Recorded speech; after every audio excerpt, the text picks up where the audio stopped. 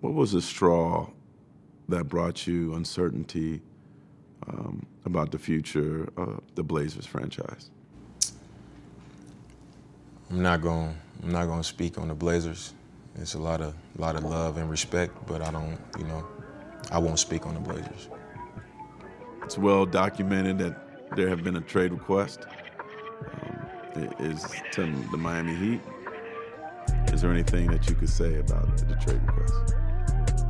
I can say that there was, and I would just prefer not to speak on the Trailblazers. When I watched that clip and the way that this whole situation has unfolded, I feel like I can't be the only one who thinks that there's kind of an awkward air around it, and it strikes me as a bit more dramatic than it should be. Damian Lillard's trade request was big news in the offseason, but it was also something that the whole NBA world saw coming. Maybe not the trade request itself, but a split between Dame and the organization was something that just needed to happen if any progress was to be made for both parties. The 2022-23 season was Damian Lillard's best year in his career from a statistical standpoint because he averaged career highs in scoring and his efficiency was the best it's ever been. Meanwhile, the Portland organization has been in what seems like a quiet rebuild for like the past 2 years leading up to this trade request. A superstar in his prime and a rebuilding team are two things that usually don't go together. And usually when a star player is in a position like that, they either request a trade like we saw with Bradley Beal, or the team trades them like we saw with DeMar DeRozan and the Spurs a few years ago.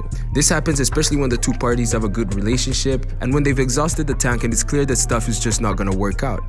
The perfect example of this is Kevin Garnett and the Timberwolves. But the only difference in this Blazers scenario is that no moves were made for months, or probably even a year from when it first became clear that a split was inevitable. For a long time, Damian Lillard had been vocal about how he was going to stay loyal to Portland, and there was a point in time when he was the biggest critic of ring chasing. But by making all those comments, he might have kept himself on the Blazers much longer than he had to be. And it's not crazy to assume that the organization used this public stance to their advantage, because the writing was on the wall the whole time and nothing was done, and in the long run, that's one of the things that made this whole situation awkward. Even before that interview that I played in the beginning of the video, anybody who's tuned into the NBA media could tell that there was smoke in the Blazers organization. The way Dame has been acting in the last few months is a bit off, and it also tells us that there's some details about this whole situation that are not public, because it's clear that he's being passive-aggressive. Before that, I don't want to talk about Portland comments. There was a video of Austin Rivers where he chimed in on the whole Dame situation. Yeah, it's a scary dynamic when stars start acting like this, and I'm not a big fan of it. I got to be honest with you, and I'm a big fan of Damian, but I don't like when stars do that, because it's just like, what does every other player do? So because you're a good player, like, you just don't have to show up? Lillard kind of responded to that by reposting this. That's just one of the many interesting things that Dame has been doing in this whole trade process, and we'll get to the other things in a second. But first, let's try to understand why no moves were made on either side. Let's start with Dame. Dame had always been clear about how he's loyal to Portland and how he plans to stay there for the rest of his career. And on different occasions, Dame himself even insinuated that he was either going to win a championship in Portland or that he was just never going to win one. I'm a get it out the mud type of person. On the outside, they're going to say, oh, he'll never win in Portland. They don't have enough. They don't have this. But to me, it's like, if we never get it done, we never get it done.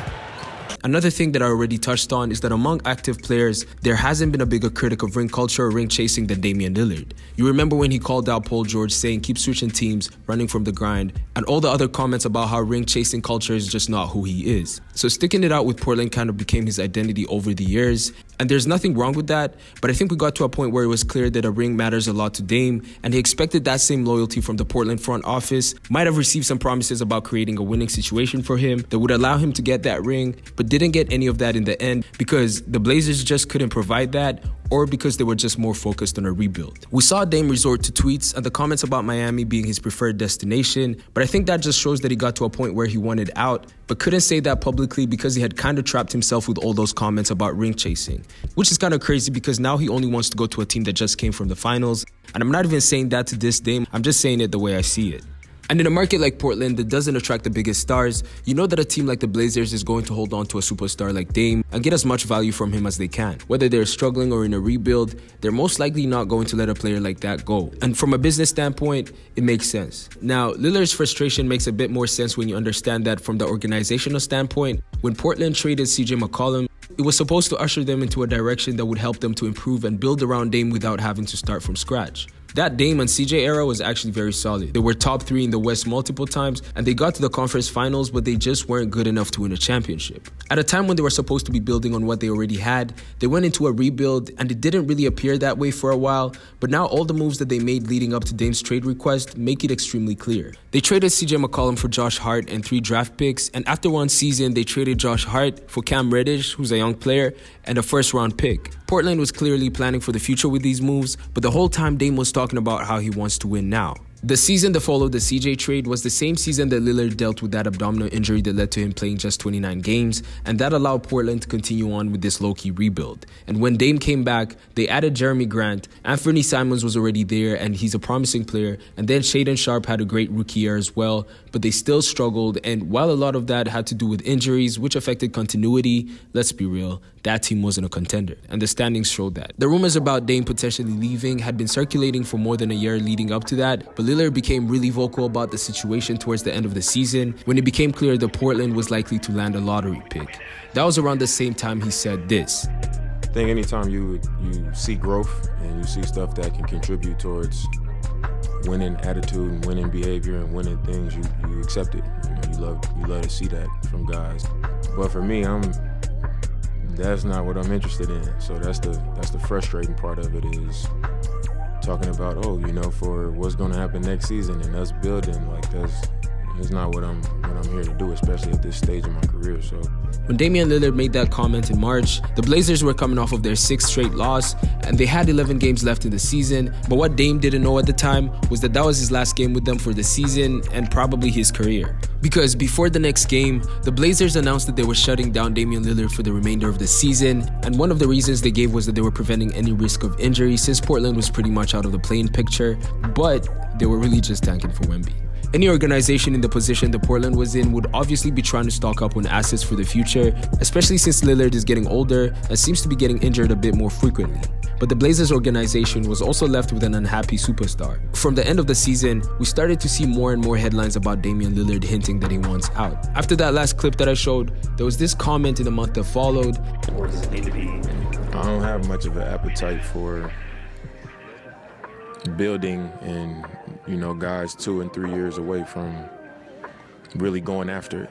You know what I'm saying? And then after that, he said something similar to Stephen A. Smith. And then after the NBA draft lottery, things took a weird turn, because that's when Lillard started to get passive-aggressive with his approach. You could say that he was putting pressure on the team to create a win-now situation for him, but in all honesty, that's impossible, because you don't create a championship team in one go or in one summer. From tweets about fans starting a petition to get him out of Portland, to him liking tweets about playing with Mikal Bridges, he was moving like he was done with Portland while he was still a Blazer. It's safe to assume that this had a lot to do with the fact that the projected pick for the Blazers was Scoot Henderson, and drafting Scoot would have been the cherry on top of this whole rebuild, but it would have also been bringing in another franchise point guard, which is kind of an insult to Dame. Now, there were talks about Portland potentially trading the pick to bring in a star, and there was a time it was circulating that Zion might be traded to Portland and that the Pelicans were interested in the pick. But it was also around the time that Dame made a comment about Miami being his preferred destination, which, to be fair, was more of a direct response to the question. But then there was that video of him playing Welcome to Miami on his Instagram Live, and to me, this isn't the same Dame we know as the solid, loyal, and not corny player, you know what I mean? We know that the Blazers went ahead and drafted Scoot Henderson, and they didn't trade him for a package as some had speculated. And based on how things went, it's likely that free agency was the last chance that Dame gave to the Blazers to either trade him or trade Scoot or sign a player that would help Portland to win now. But what did Portland do? They signed Jeremy Grant to a massive 5-year deal, and just the next day, Dame requested the trade. And now it just keeps getting more and more awkward. I'm under the impression that if Dame had never swore to be loyal to Portland, he, 1, wouldn't have been taken advantage of by the organization the way he was, and 2, he would have been okay with requesting a trade much sooner without it being a big deal as we're seeing now. But yeah, that's it for the video. Be sure to like and subscribe. Leave a comment if you enjoyed. Let me know what you think about this topic. But until next time, peace.